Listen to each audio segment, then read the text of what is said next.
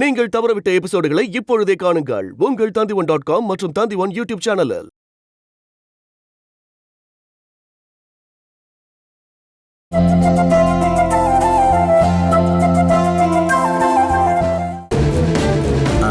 பொண்ணையும் கையெழுத்து போட சொல்லுங்க. போக்கா.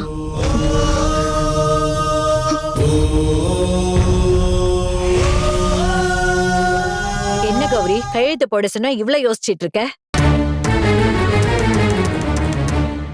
கௌரி, என்ன யோசனை பண்ணிட்டு இருக்க? அதுல கையெழுத்து போடு.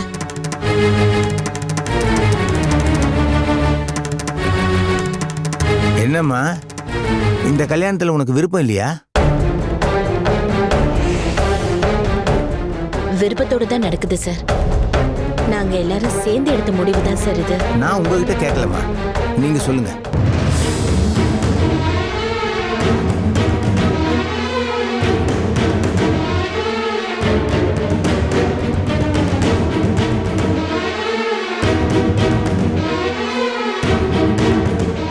உங்களை யாராவது இந்த கல்யாணம் பண்ணிக்க சொல்லி வற்புறுத்தினாங்களா?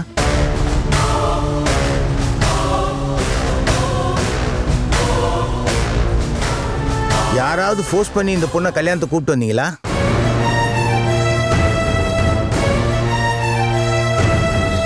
கௌரி, கௌரி, கௌரி.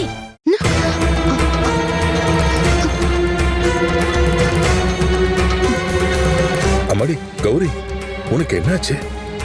அடுத்து நீதான் கையெழுத்து போடணும். சார் சொல்றது எதுவும் உனக்கு கேட்கலையா? அம்மா, உனக்கு ஏதாவது அப்ஜெக்ஷன் இருந்தா உடனே சொல்லுமா. உன்னை இங்க யாரும் வற்புறுத்த மாட்டாங்க, தைரியமா சொல்லுமா. எனக்கு ஒரு அப்ஜெக்ஷனும் இல்லை. எனக்கு இந்த கல்யாணத்துல சம்மதம் தான்.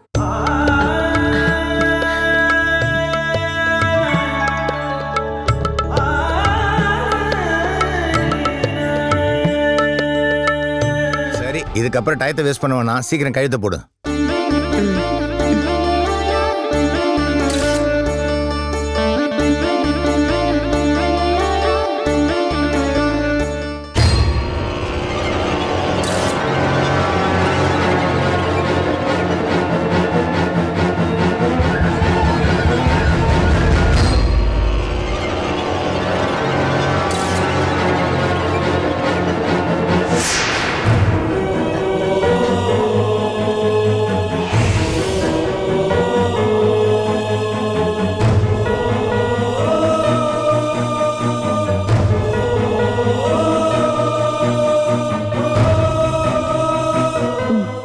கையெழுத்து போடு.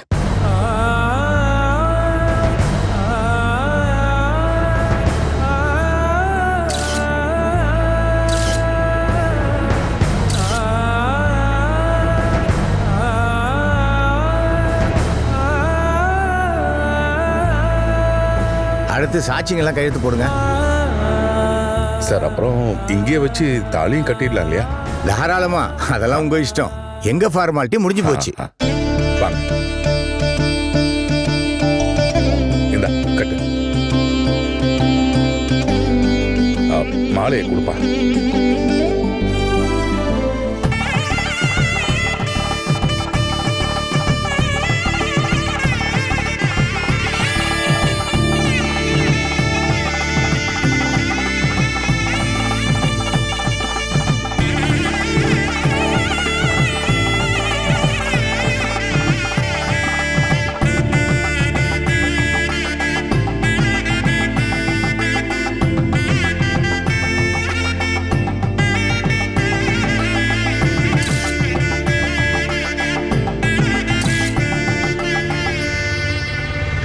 இங்கதான் நிறுத்துங்க. எவ்வளவுப்பா? 50 ரூபா. என்ன இவ்வளவு கேக்குறீங்க? இந்த 40 ரூபா தான் இருக்கு.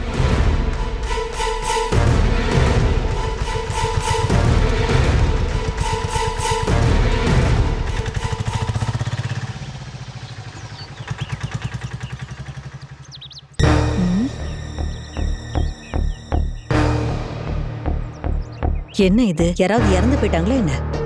எதுவா இருந்தா நமக்கு என்ன?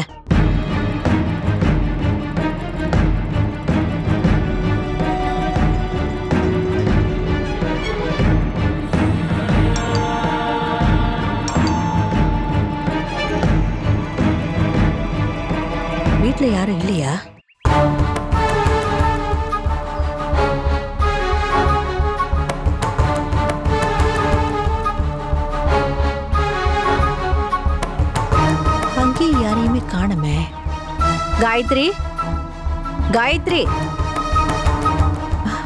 வீட்ல யாரும் இல்ல போல இருக்கே.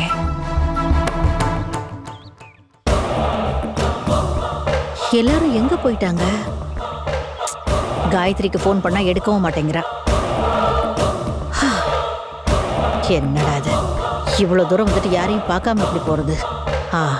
கொஞ்ச நேரம் வெயிட் பண்ணி பார்க்கலாம்.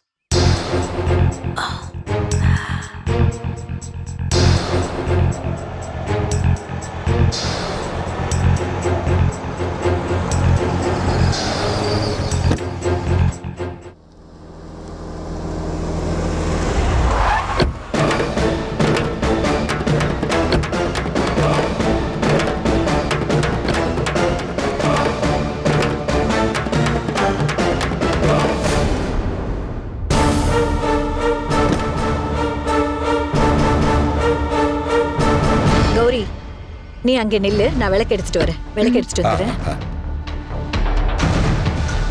எல்லாம் ரெடி பண்ணி தானே வச்சிருக்கீங்க? சரி வா.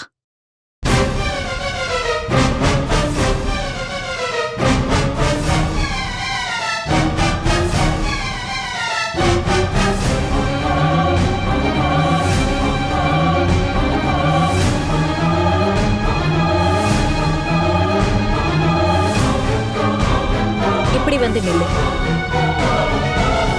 இந்தா வலது கால் எடுத்து வச்சு உள்ள வா.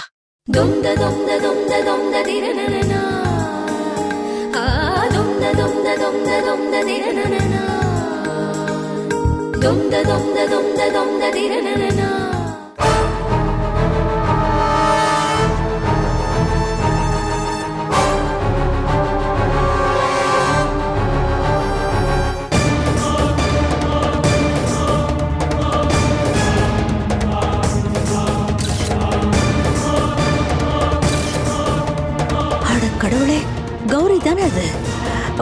இவளுக்கு கல்யாணம் ஆயிடுச்சா?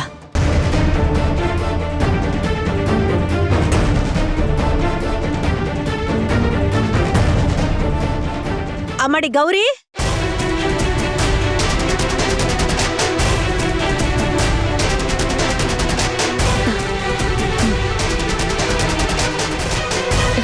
ஆண்டி ஆண்டி வாங்க, நம்ம வீட்ல போய் பேசலாம் வாங்க.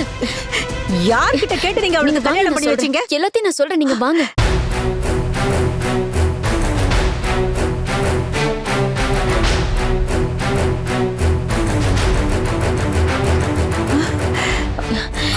எல்லாமே திடீர்னு ஏற்பாடு பண்ண வேண்டியதா ஆயிடுச்சு. கௌரிக்கா சம்மதம் சொன்னதும் எங்களுக்கு வேற எதை பத்தி யோசிக்க நேரம் இல்லாம ஆயிடுச்சு. இப்படி சொல்லிட்டா எப்படி காயத்ரி? என் பிள்ளையோட குழந்தைய தானே அவ வயித்துல சுமந்துகிட்டு இருக்கா. உண்மையை சொல்லணும்னா நாங்க கௌரியை ஏத்துக்கிறோம்னு சொல்றதுக்காக தான் நான் இப்ப இங்க வந்தேன். நாம கடைசியா அப்படித்தானே அன்னைக்கு பேசி முடிவெடுத்தோம். நாம எந்த முடிவும் எடுக்கல. நான் ஒரு வேண்டுகோள் உங்ககிட்ட கேட்டப்போ நீங்க யோசிக்கிறேன்னு மட்டும் தானே சொல்லிட்டு போனீங்க. யோசிக்கிறேன்னு சொன்னா அதுக்கு என்ன அர்த்தம்? நீ சொல்ற விஷயத்த நான் ஏத்துக்கிறேன்னு தானே அர்த்தம். இல்ல ஆண்டி, எனக்கு அப்படி தோணல. இப்போ என்னுடைய அக்காவுக்காக நான் என்னுடைய ஷேர் அவளுக்கு தரேன்னு சொன்னதுனாலதான் நீங்க உங்க முடிவை மாத்திட்டு இங்க வந்திருக்கீங்கன்னா அது இனிமே நடக்காது. இனிமே என்னால ஒண்ணும் பண்ண முடியாது. ஓ, அப்படின்னா என் குடும்பத்து பேர குழந்தை எதிர்த்த வீட்டுக்காரனை போய் அப்பான்னு கூப்பிடும், அதை நாங்க பாத்துக்கிட்டு இருக்கணும். ஒருத்தர் விரும்புறதும் அப்புறம் பிரிஞ்சு போறதும் சகஜம்தான். ஆனா அந்த உறவால ஒரு குழந்தை உண்டான கதையே வேற. மனோ இன்னும் உயிரோட தான் இருக்கான்னு கோர்ட்ல நிரூபிச்சவ தானே நீ. அவன் மறுபடியும் இங்க வர்றத உன்னால தடுக்க முடியுமா? மனோஜ் எப்போ திரும்பி வராரோ அது வரைக்கும் என் அக்காவை நீங்க காத்துக்கிட்டு இருக்கணும்னு சொல்ல வரீங்களா?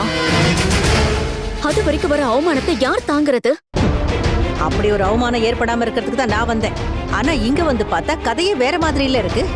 மனோ திரும்பி இங்க வர வரைக்கும் கௌரிய கூட்டிட்டு போய் என் வீட்டுல வச்சுக்கலாம்னு நினைச்சேன். நீங்க ஒரு முடிவெடுத்து இங்க வந்ததுக்கு காரணம் நான் என்னுடைய ஷேரை தருவாங்கிற நம்பிக்கையில தானா? அது இனிமே நடக்க போறதில்ல. இது நாக்குல நரம்பு இல்லாதவங்க சொல்ற வார்த்தை. நீ அன்னைக்கு சொன்ன வார்த்தையை வச்சுதான் மத்த எல்லாத்தையும் மறந்துட்டு நான் அதை ஏத்துக்கிட்டு வந்திருக்கேன். இப்ப நீ முடியாதுன்னு சொன்னா நாங்க போட்டு வச்ச கணக்கு எல்லாம் தப்பா போயிடும். இப்ப நான் என்ன பண்றதுன்னு நீங்களே சொல்லுங்க ஆண்டி. கௌரிக்கா பிரெக்னண்டா இருக்கான்னு நான் சொல்லிதானே உங்களுக்கு தெரியும். இல்லனா எந்த காரணத்தை வச்சு நீங்க இந்த பக்கம் வருவீங்க? தெய்வம் எனக்கும் சத்தியத்து பக்கம் தான் நிக்கும் காயத்ரி. மனோ பேர்ல வாங்கின இன்சூரன்ஸ் தொகையை வட்டியோட சேர்த்து நாங்க திரும்ப கொடுத்துட்டோம். ஆனா மனு வீட்டு மேல வாங்கின 25 லட்சம் ரூபாய் கடனுக்கு என்ன பண்றதுன்னு தெரியாம நாங்க தவிச்சுக்கிட்டு இருக்கோம். உன்கிட்ட இன்னொரு விஷயத்தையும் நான் சொல்லியே ஆகணும். எங்களுக்கு மனுவும் வேண்டாம், உங்க அக்கா வயித்துல வளர்ற அவன் குழந்தையும் வேண்டாம். நீ குடுக்கறேன்னு சொன்ன 25 லட்சம் ரூபாயை கொடுத்தா போதும். உங்க முடிவு என்னன்னு நல்லா புரிஞ்சு போச்சு. ஆனா அன்னைக்கு வந்து நான் உங்ககிட்ட சொன்னது என் அக்காவுக்கு ஒரு நல்ல வாழ்க்கை கிடைக்கணுங்கிறதுக்காக, அதுவும் உங்க பையனால ஏற்பட்ட அவமானத்துல இருந்து தப்பிக்கிறதுக்காக. இனி அதுக்கு எந்த அவசியமும் இல்லை. அப்ப சரி, பாத்துக்கலாம். உன்னோட தேவைகள்லாம் முடிஞ்சு போச்சு. ஆனா என்னோட தேவை எதுவுமே முடியலம்மா. அதை எப்படியாவது சாதிச்சுக்க வேண்டியது இனி என்னுடைய சாமர்த்தியம். அப்போ என் வழியை நான் பாத்துக்கிறேன். கௌரி இப்போ அந்த கர்னல் வீட்டுல தானே இருக்கா? ஐயோ ஆண்டி, தயவு செஞ்சு என் அக்காவோட வாழ்க்கையை நீங்க கெடுத்துறாதீங்க. அதனால உங்களுக்கு எந்த லாபமும் கிடைக்க போறதில்ல. அப்போ நான் நினைச்சா கௌரியோட வாழ்க்கை வீணா போயிடுங்கிறது உனக்கு தெரிஞ்சிருக்கு. எனக்கு அதனால எதுவும் கிடைக்காதுனாலும் என்ன ஏமாத்தின நீ கொஞ்ச காலமாவது கஷ்டப்படுவேல்ல? எனக்கும் தெரியும் கௌரியோட வயித்துல இருக்கிறது என் பிள்ளையோட வாரிசுன்னு ஒரு வார்த்தை போய் அங்க சொன்னா போதும், கர்னல் அடுத்த நிமிஷம் உங்க அக்காவை கழுத்தை பிடிச்சு வெளியில தள்ளுவாரு. நான் அப்படி செய்யாம இருக்கணும்னா நீ எனக்கு குடுக்கறேன்னு சொன்ன பணத்தை கொடுத்துரு.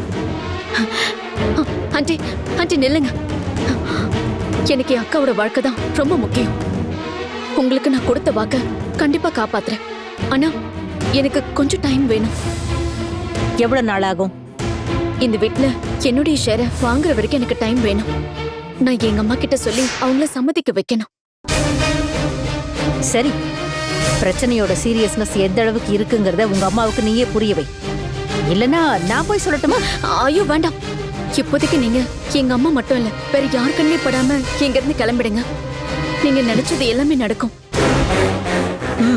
கடைசியா இந்த முறை உன் வார்த்தையை நான் நம்புறேன்.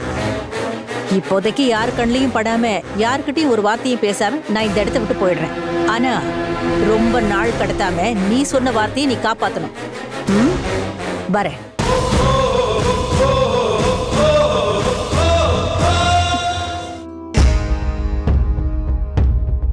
குடிங்க.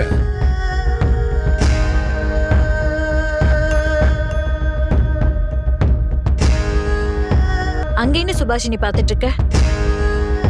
கௌரி விளக்கு எடுத்துட்டு உள்ள வரும்போது யாரோ பின்னாடி இருந்து கூப்பிட்டாங்கல்ல? அது எங்க தூரத்து சொந்தம். எங்களால கல்யாணத்துக்கு கூப்பிட முடியல, வேற ஏதோ விஷயத்துக்காக வந்திருக்காங்க போல.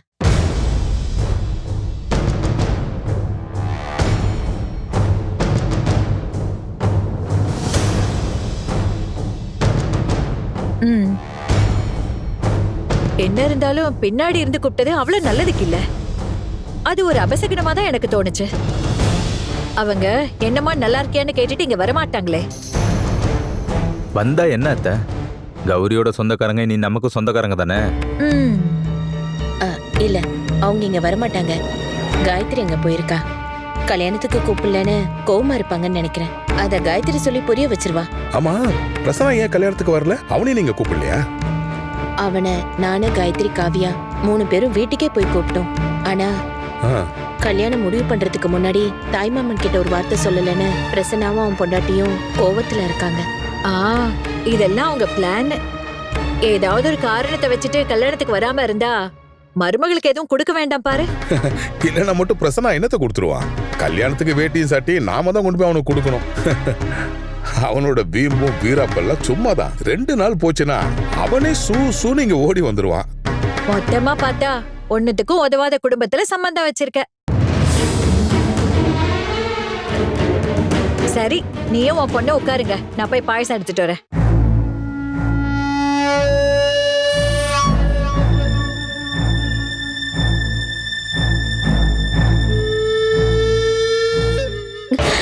நீ வா இந்த பக்கம். அம்மா, அவங்க போயிட்டாங்கம்மா. அப்புறம் எதுக்கு என்ன இங்க கூட்டிட்டு வரீங்க? அந்த கர்னலோட அக்கா நம்ம கிட்ட ஏதாவது குத்தம் கண்டுபிடிக்கிறதுலே இருக்காங்க. நம்ம வீட்ல உட்கார்ந்து பேசினா அதையும் அவங்க ஒட்டு கேட்டாலும் கேட்பாங்க. மனோஜோட அம்மா வந்திருந்தாங்களே, நீ என்ன சொல்லி அனுப்பி வச்ச? எதுக்காக அவங்க வந்தாங்களா? மனோவை பத்தி ஏதாவது விவரம் கிடைச்சிருக்கா உங்களுக்கு? இல்ல, மனோஜோட இன்சூரன்ஸ் பணத்தை திருப்பி கொடுக்கணும்னு கட்டாயம் வந்ததும் அவர் பேரை சொல்லி வேற எப்படியெல்லாம் பணத்தை கறக்கலான்னு பாத்துக்கிட்டு இருக்காங்க அந்த அம்மா. 25 லட்சம் ரூபாய் கொடுக்கலன்னா கௌரி அக்காவோட வாழ்க்கைய அழிச்சிருவன்னு சொல்லிட்டு போறாங்க. அட கடவுளே, 25 லட்சம் ரூபாய் நம்ம அவங்களுக்கு கொடுக்கணுமா? எதுக்குடி? நம்ம பொண்ணை ஏமாத்திட்டு எங்கேயோ ஓடி போய் ஒளிஞ்சிட்டு இருக்கிறது அவங்களோட பையன் தானே. நம்ம போய் கம்ப்ளைண்ட் பண்ணிருந்தா நமக்கு நஷ்ட ஈடு அவங்க தாண்டி கொடுத்துருக்கணும். ஆமா, நாம அதை தான் பண்ணிருக்கணும். ஆனா இப்ப அந்த மாதிரி எதுவும் பண்ண முடியாதே. கௌரி அக்காவுக்கு கல்யாணம் பண்ணி வச்சத அவங்க ஒரு ஆயுதமா பயன்படுத்துறாங்க. என்ன சொல்ற? மனோஜ் ஒன்னும் நம்ம பொண்ணு கழுத்துல தாலி கட்டிட்டு ஓடி போகல. கல்யாணத்துக்கு முன்னாடி யாரும் யார வேணாலும் காதலிக்கலாம்ல. அத சொல்லி அவங்க மிரட்டணும்னு நினைச்சா கௌரியோட வாழ்க்கையில எந்த பிரச்சனையும் வராது. கௌரியும் மனோஜும் பழகுனதுதான் இந்த ஊருக்கே தெரியும்ல. அதோட ராஜேஷ்க்கும் மனோஜோட குழந்தை கௌரியோட வயித்துல வளர்ற விஷயம் ஏற்கனவே தெரியும். அந்த குழந்தையோட விஷயம் மனோஜுக்கும் மனோஜ் வீட்டு ஆளுங்களுக்கு தெரியாத வரைக்கும் அவங்களால நம்மளுக்கு எதுவுமே செய்ய முடியாது. அது உங்களுக்கு தெரிஞ்சிருந்தா கௌரி அக்கா பிரெக்னெண்டா இருக்கிற விஷயம் அவங்களுக்கு தெரியுமா? அட கடவுளே, எப்படி தெரியும்? கௌரி போய் சொல்லிருப்பாளா? கௌரி அக்கா இல்ல, நான் தான் போய் சொன்னேன். இப்படி ஒரு தப்ப நான் தாம்மா பண்ணேன். என்னடி சொல்லிட்டு இருக்க? கௌரிய விட நீ இப்படி முட்டாளா இருக்கேடி. எப்படியாச்சும் மனோஜோடைய மனைவியாவும் அவரோட குழந்தைக்கு தாயாவும் அக்கா அந்த வீட்டுல வாழ்றதுக்காக தான் நான் அப்படி சொன்னேன். அதுக்காக மனோஜ் அவங்க வீட்டு பேர்ல வாங்கின கடன் பேங்க் லோன் 25 லட்சம் ரூபாவை நான் அவங்களுக்கு கொடுக்கறேன்னு சொன்னேன். 25 லட்சம் ரூபாய் நீ குடுக்கறேன்னு சொன்னியா?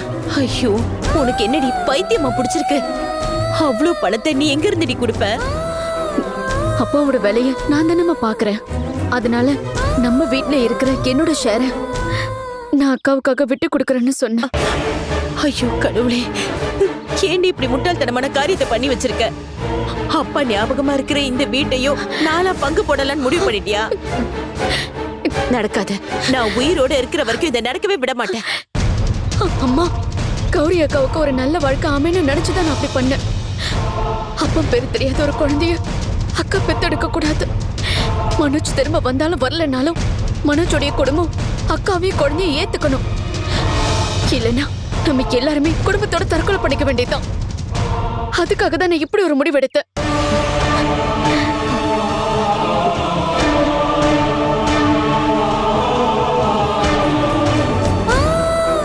இல்ல, இனிமே நமக்கு அப்படி ஒரு நிலைமை என்னைக்குமே வராது.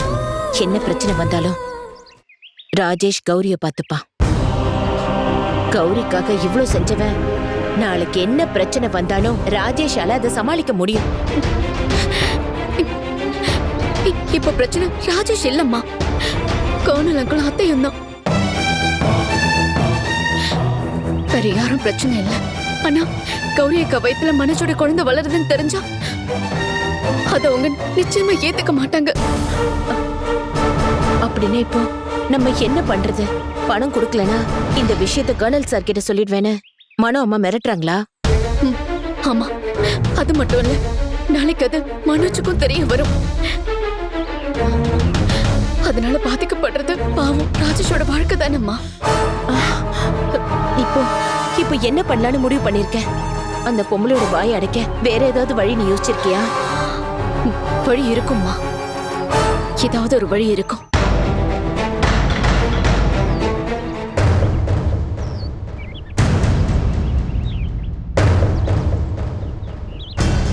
ஏங்க, எப்படியோ நாம நினைச்ச மாதிரி காரியம் நடக்குது இல்ல? நந்தாவும் அவங்க அம்மாவும் இவ்ளோ சீக்கிரம் இங்க வருவாங்கன்னு நான் நினைச்சு கூட பார்க்கல. ஆனா எனக்கு நல்லாவே தெரியும், அவங்க கூடிய சீக்கிரம் இங்க கண்டிப்பா வந்துருவாங்க. இப்ப இருக்கிற வீட்டை காலி பண்ணணுங்கிற சூழ்நிலை இருக்கும்போது தங்கறதுக்கு எங்கேயாவது போய் தானே ஆகணும். அது எப்படி? இந்த மாசம் முழுக்க அவங்க அங்க இருக்கலான்னு தானே சொன்னாங்க. அவர் என்னமோ அப்படிதான் சொன்னாரு. ஆனா நான் நம்ம ஆள் ஒருத்தனை அந்த ஹவுஸ் ஓனர் வீட்டுக்கு அனுப்பி வச்சேன். என்னோட மருமக இனி அந்த வீட்டுல இருக்க கூடாதுன்னு சொன்னேன். ஓ, அது சரி. அப்ப இதெல்லாத்தையும் நீங்க தான் பண்ணீங்களா? ம். அது இருக்கட்டும், ஏன் திடீர்னு அப்படி பண்ணீங்க? எனக்கு தோணுச்சு, நம்ம பொண்ணை பத்தி நமக்கு தெரியாதா என்ன? அவளை நாம சரி பண்ணலனா இந்த உறவையும் அவ வேண்டான்னு சொல்லிடுவா. தெரியும்ல, அவ கோபம் நந்தன் மேல இல்ல, அவ கோபம் நம்ம மேலதான். நம்மள பழி வாங்கணும்னு நினைக்கிறா நம்ம பொண்ணு. ஆனா ஸ்வேதா இப்ப எல்லா விஷயத்தையும் நம்ம கிட்ட தானே சொல்லிட்டு இருக்கா. நம்மள பத்தி அவ எதுவும் தப்பா பேசலையே. அப்படி இருக்கும்போது அவ என்ன இருந்தாலும் என்னோட ரத்தம் தானடி. எனக்கு தெரியும் அவ பிளானை பத்தி. அப்படி இருக்கும்போது அவ நினைக்கிறதுக்கு முன்னாடியே அதை நான் செஞ்சு முடிச்சாதானே சரியா இருக்கும்.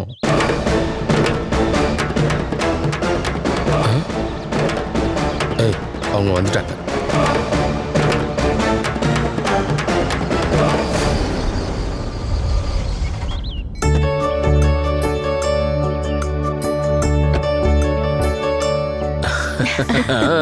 வாமா வா வா. ஸ்வேதா குட்டி, ஒரு வழியா நான் ஏன் வீட்டுக்கே திரும்ப வந்துட்டேன். மாப்பிள்ள லக்கேஜ் எல்லாம் எடுக்க வேண்டாம், அதுக்கெல்லாம் ஆள் இருக்காங்க. விடுங்க. வாங்க வாங்க உள்ள வாங்க. வாங்க உள்ள வாங்க. எப்படி இருக்கீங்க? நல்லா இருக்கேன். வாங்க அங்கிள், கூட்டிப்போமா மாப்பிள்ளை உள்ள கூட்டிப்போ. ரகு, வாட்ச்மேன் கிட்ட சொல்லி லக்கேஜ் எல்லாம் உள்ள கொண்டு வர சொல்லு. சீக்கிரமா எடுத்துட்டு வா.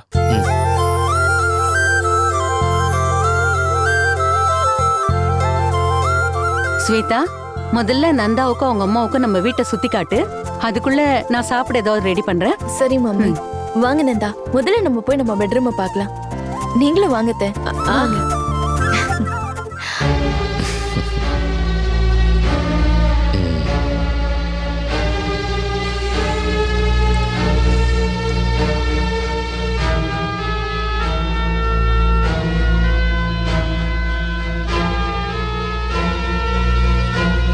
ஏங்க, நீங்க தான் நம்ம பொண்ணை தப்பா நினைச்சிருக்கீங்க. அவளுக்கு நம்ம மேல எந்த கோவமும் இல்ல. அவ இது வரைக்கும் நம்ம மேல எவ்வளவு பாசம் வச்சிருந்தாலும் அப்படியே தானே இருக்கா. இந்த அன்புக்கு பின்னாடி எந்த பிரச்சனையும் இருக்கக்கூடாதுன்னு நாம வேண்டிப்போம். அவங்களுக்கு ரூம் எல்லாம் ரெடி பண்ணியாச்சா? ஆமா, மாதவி அம்மாவுக்கு கெஸ்ட் ரூம் தான் ரெடி பண்ணிருக்கேன். இன்னைக்கு நமக்கு அவங்க கெஸ்ட் தான். ஆனா நாளைக்கு அப்படி இல்லை, அவங்களும் இந்த வீட்டில் ஒருத்தங்க தான். நான் என்ன சொல்றேன்னா, நந்த இனிமேல் என்னைக்கும் இந்த வீட்டை விட்டு வேற எந்த வீட்டுக்கும் போகக்கூடாது. புரிஞ்சுதா? அப்போ அவனோட அம்மா? அது நம்ம பொண்ணு எடுக்கிற முடிவுல தான் இருக்கு. நம்மளை பொறுத்த வரைக்கும் அந்த பொம்பளையோட சகவாசம் இனி நமக்கு தேவையில்லை. அதனால நம்ம நந்தன் வருத்தப்படாத அளவுக்கு என்ன வேணா பண்ணலாம்.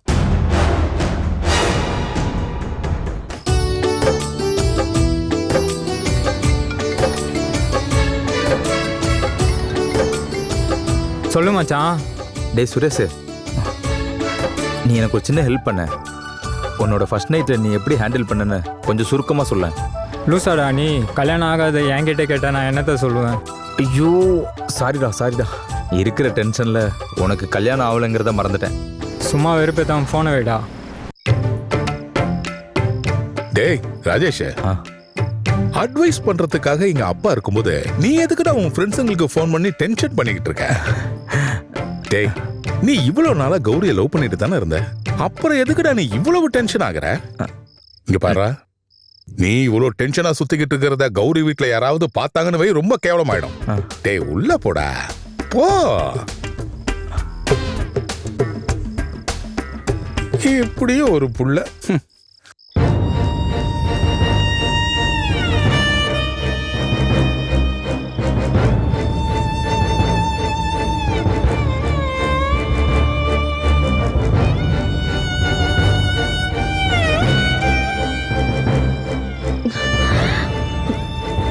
ஒரு பொண்ணு கல்யாணம் ஆகி புகுந்த வீட்டுக்கு போயிட்டானா வீட்டுல இருக்கவங்களுக்கு டென்ஷனா தான் இருக்கும். அது சகஜம்தான். ஆனா நீ இப்ப எதுக்காக டென்ஷனா இருக்க? நம்ம கௌரி கல்யாணம் பண்ணி போனது ஹேத்து வீட்டுக்கு தானே. கொஞ்சம் சத்தமா கூப்பிட்டா கேக்குற தூரத்துல தானே இருக்கா. இத நீங்க என்ன சமாதானப்படுத்துறதுக்காக தானே சொல்றீங்க? நான் மனசுல என்ன நினைச்சு கவலைப்பட்டுக்கிட்டு இருக்கேன்னு என்னை விட உங்களுக்கு நல்லா தெரியும்ல. எப்படிம்மா இவ்வளத்தையும் மனசுல வச்சுக்கிட்டு என்ன சமாதானப்படுத்த நினைக்கிறீங்க? நீ கவலைப்படாத, எல்லாம் சரியாயிடும் அப்படின்னு நம்ம நினைச்சுக்கலாம். ஆனா கௌரி அக்காவோட குணத்தை வச்சு பார்க்கும்போது இதெல்லாம் எங்க போய் முடியும்னு எனக்கு சத்தியமா தெரியல. நாம அதை பத்தி யோசிச்சீங்கன்னா கவலைப்பட வேண்டாம். ஒரு குடும்பத்துல ஒரு பொண்ணுக்கு என்ன பண்ணணுமோ நம்மளால முடிஞ்ச அளவுக்கு நம்ம கௌரிக்கு அதை நல்லபடியா பண்ணி முடிச்சிட்டோம். நீங்க சொல்றதெல்லாம் சரிதான் அம்மா. இருந்தாலும் ஏதாவது பிரச்சனை வந்தா அதை நம்ம தானே ஃபேஸ் பண்ணி ஆகணும்.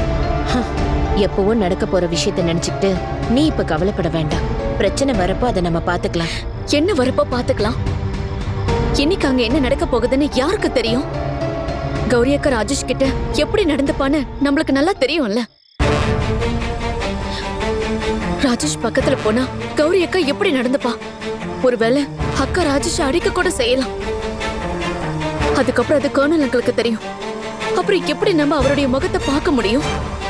அப்படிலாம் எதுவும் நடக்காது காயத்ரி. கௌரிக்கும் ராஜேஷ்க்கும் ஏதாவது சண்டை வந்தா கூட கர்னல் நமக்கு கூட தெரியாம இந்த விஷயத்தை அவரே முடிச்சு வச்சிருவாரு.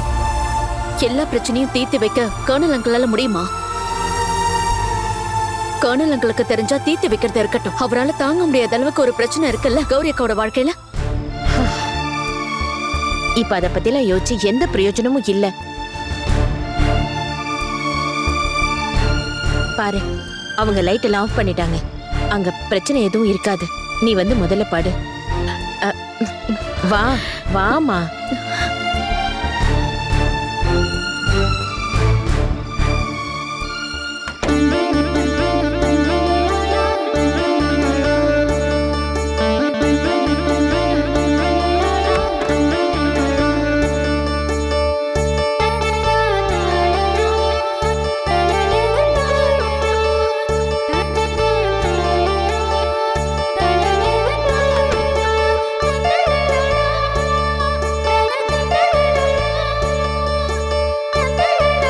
கௌரி,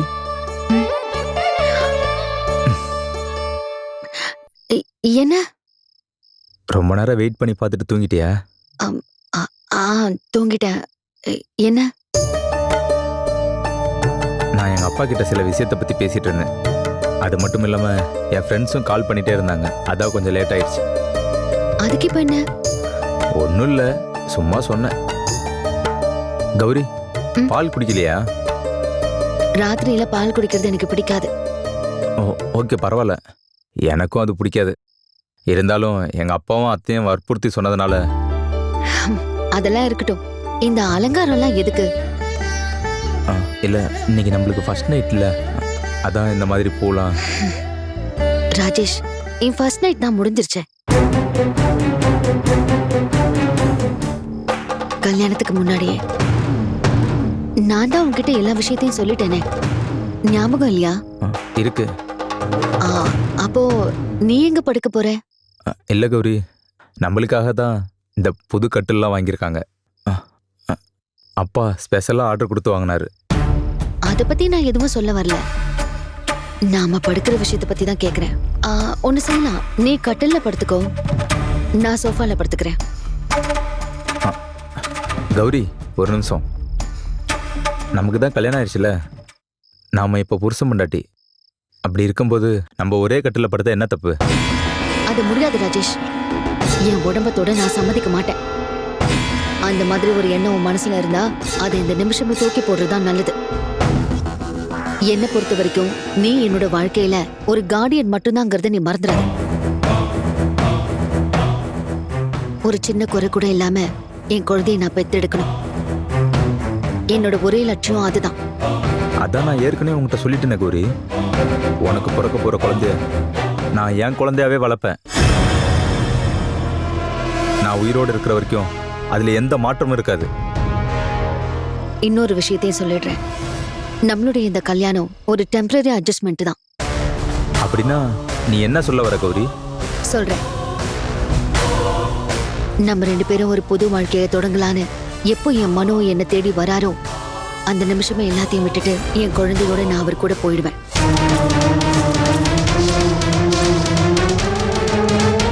என் வாழ்க்கையில ஒரு தடையா நீ இருக்க கூடாது. புரிஞ்சுதா?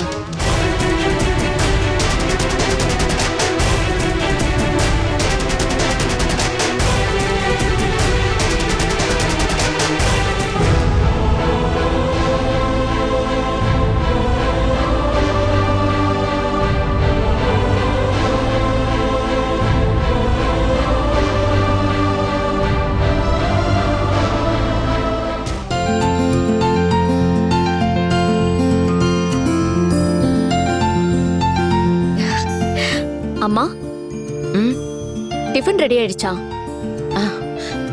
இப்பவே ரெடி பண்ணிடுவேன். உனக்கு பசிக்குதா? இல்லம்மா, நான் கொஞ்ச நேரம் கழிச்சு சாப்பிடுறேன். அம்மா, நான் போய் அக்காவை பார்த்துட்டு வரவா? உனக்கு டென்ஷன் இன்னும் போகல அப்படிதானே? ஆமா. உன் அக்காவை நினைச்சிட்டு நீ நைட்டெல்லாம் தூங்கி இருக்க மாட்டேன்.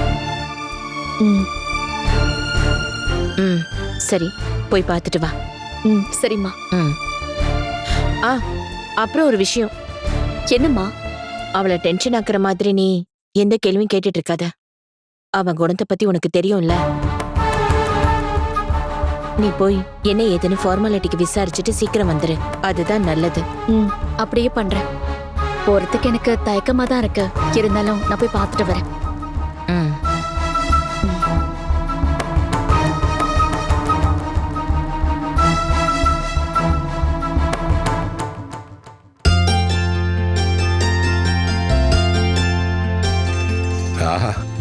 என்னக்கா எல்லாருக்கும் சேர்த்து டீ போட்டியா?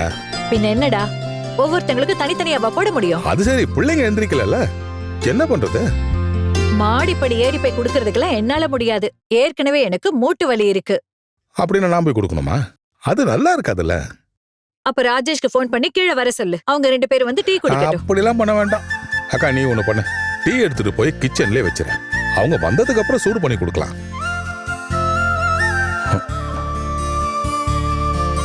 என்ன காலையிலேயே அக்காவும் தம்பியும் வாக்குவாதம் பண்ணிக்கிட்டு இருக்கீங்க? என்னால முடியும்னா நான் வேணா தீர்த்து வைக்கிறேன். ஆஹா, கரெக்டான ஆளு வந்துட்டா. உன்னால முடியும், உன்னால மட்டும்தான் முடியும். பிரச்சனையை சொல்லவே இல்லையே. இருடா, அது நான் சொல்றேன் காயத்ரி. டீ போட்டு முடிச்சதுக்கு அப்புறம் தான் தூங்கிட்டு இருக்கிற புது பொண்ணுக்கும் மாப்பிள்ளைக்கும் டீயை எப்படி கொண்டு போய் கொடுக்கறதுன்னு யோசிக்கிறோம். என்னால மேல ஏறி போக முடியாது. இவன் என்னடான்னா மாமனார் கெத்து காட்டுறான். இதான் பிரச்சனையா? டீ நான் கொண்டு போய் கொடுக்கறேன்.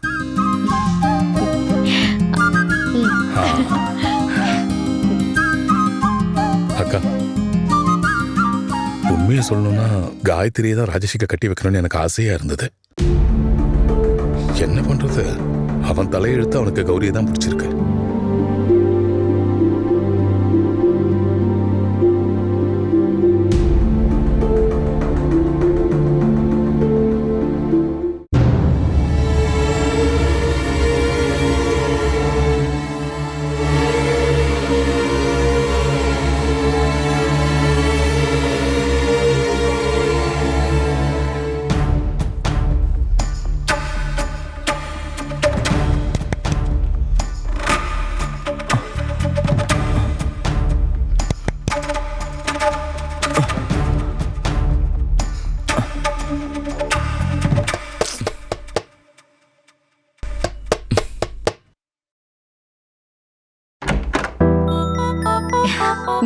Good morning. Good morning.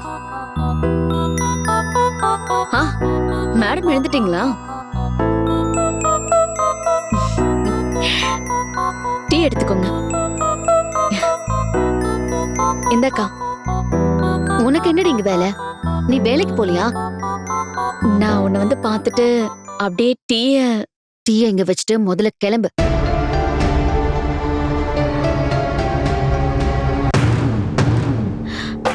ஆமா, நீங்க பால் குடிக்கவே இல்லையா? இல்ல, பால் ஆறி போயிடுச்சு, அதான் குடிக்கல.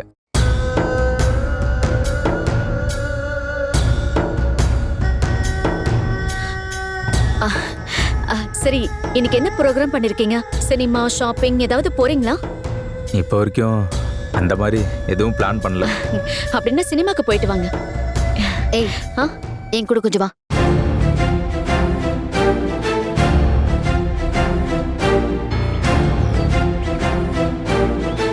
இங்க வந்து சீன் போட்டுக்கிட்டு இருந்த அடிச்சு பல்லுகளெல்லாம் கழட்டிடுவேன்.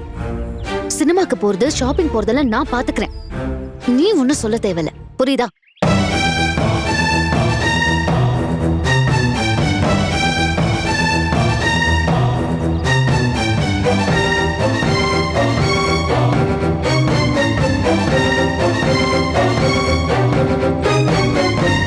சேச்சே, அப்படியெல்லாம் எதுவும் கிடையாது. அது வேண்டாதவங்க யாரோ பரப்பி விட்டது. நீங்க ஒரு நாளைக்கு ராஜீவை கூட்டிட்டு இங்க வாங்க. உண்மை என்னன்னு நாங்க உங்களுக்கு புரிய வைக்கிறோம்.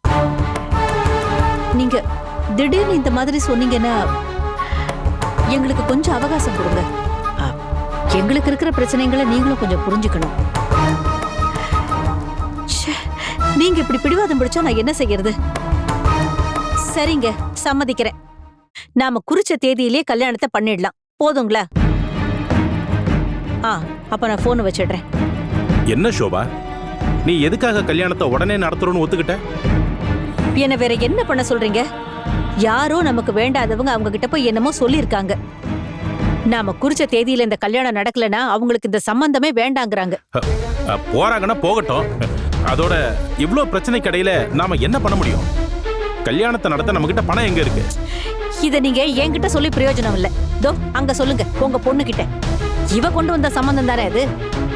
ஓ, இப்ப தப்பு பூரா என்னோடதுன்றீங்களா? ராஜீவுக்கும் எனக்கும் இருக்க பழக்கம் எல்லாருக்கும் தெரிஞ்சது தானே. இங்க பாருமா, அவனுக்கு உன் மேல உண்மையாவே அன்பு இருக்குன்னா நமக்கு திடீர்னு ஏற்பட்ட இந்த பிரச்சனை அவனுக்கும் புரியணும்ல. கொஞ்சம் டைம் வேணும்னு தானே நம்ம கேக்குறோம். நீ ராஜீவ் கிட்ட கொஞ்சம் பேசுமா. தேவையில்லைங்க. ராஜீவ் நினைச்சாலும் இனி இந்த பிரச்சனையை சரி பண்ண முடியாது. இப்போ அவனோட மாமா தான் எல்லாத்தையும் முடிவு பண்றாரு. இப்போதைக்கு அவரு சொன்ன நேரத்துல இந்த கல்யாணத்தை நடத்தி முடிச்சாதான் நமக்கு எந்த பிரச்சனையும் வராம இருக்கும். என்ன பண்ண போற? ஒரு வழியை என் மனசுல யோசிச்சு வச்சிருக்கேன். இப்படிலாம் நடக்கும்னு எனக்கும் தெரியும்.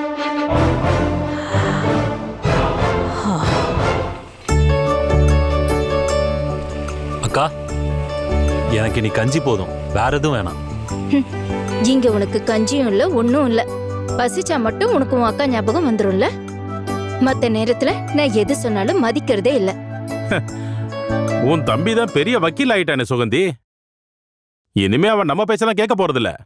அவன் மனசுல என்ன நினைக்கிறானோ அதை மட்டும்தான் பண்ணுவான். அப்படின்னா சொந்தமா சம்பாதிக்க வழி கண்டுபிடிச்ச மாதிரி சொந்தமா சமைக்கவும் வழி கண்டுபிடிக்கட்டும். இது வரைக்கும் கூட பிறந்தவனாச்சே நான் சப்போர்ட் பண்ணேன். அப்படி இருந்தும் எனக்கும் என் புருஷனுக்கும் நீ மரியாதை கொடுக்கறது இல்ல. இனி உனக்கு சமைச்சு போட என்னால முடியாது.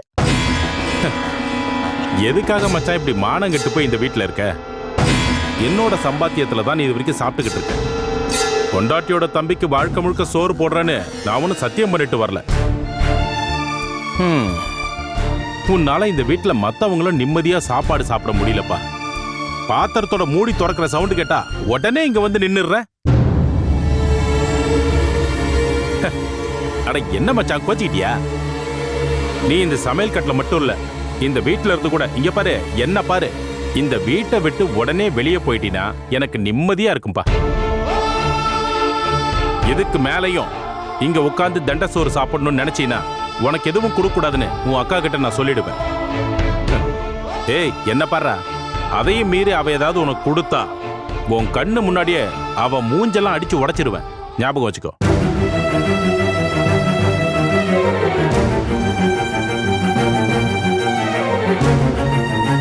கொஞ்சமாவது மானம் இருக்கிறவனா இருந்தா இனிமே இந்த வீட்டுல இருக்க மாட்டான். இதோட நிறுத்தக்கூடாது. இவனை நிரந்தரமா இந்த வீட்டுல இருந்து ஒழிச்சு கட்டணும். தெரியும்ல, அவன் சொந்த கால்ல நிக்கலான்னு முடிவெடுத்துட்டான். அதுல அவன் ஜெயிக்கிறதுக்கு முன்னாடி இந்த சொத்து பிரச்சனையை நாம தீர்த்தே ஆகணும். அதுக்காக நம்ம என்ன வேணாலும் செய்யலாம், என்ன வேணாலும்.